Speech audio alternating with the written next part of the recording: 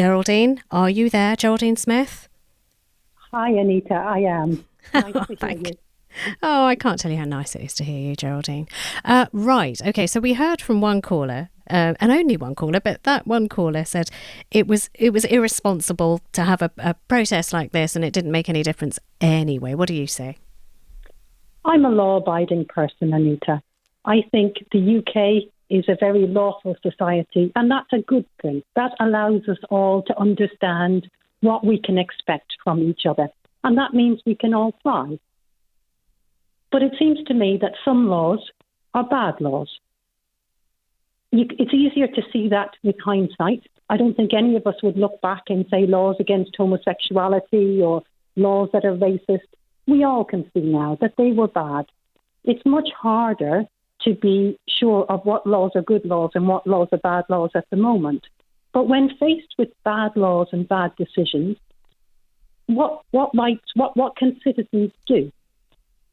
We can become passive and just put up with it.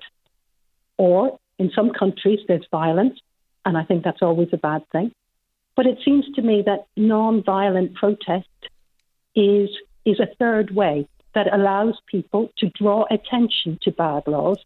And by drawing attention to those bad decisions and bad laws, that makes our democracy stronger. It makes for a more just society. Okay, but can I just ask you this? You say in hindsight we know that some laws are bad laws. Some people will say, look, we can see right now a law is not a bad law. I deem it to be a bad law. Does that then mean that anybody who believes that they are fighting for right, and I mean, I don't know many people who wake up in the morning and say, I'm going to do what do we want, something that everyone hates, and I'm going to do the wrong thing. When do we want it? Now. That's not why people protest.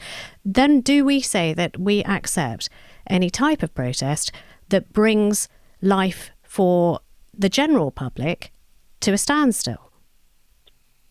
I agree. It's tricky, isn't it? And I think you have to see how widespread is that view that a decision or law is bad. And you have to see what kind of people are saying it's bad. But when you've got people like, a UN special rapporteur saying these laws are incomprehensible, when you've got Carmody Gray, an assistant professor of Catholic theology, saying that civil resistance and climate change is the ethically right thing to do. When you've got Antonio Guterres, the UN secretary, saying that further fossil fuel extraction is not compatible with having a habitable planet, that goes beyond the odd maverick, doesn't it? Okay. All right. Listen, thank you. And thank you so much, Geraldine, for being patient, and to all of you who have been very, very patient this afternoon. Chris in Morayshire says, don't imprison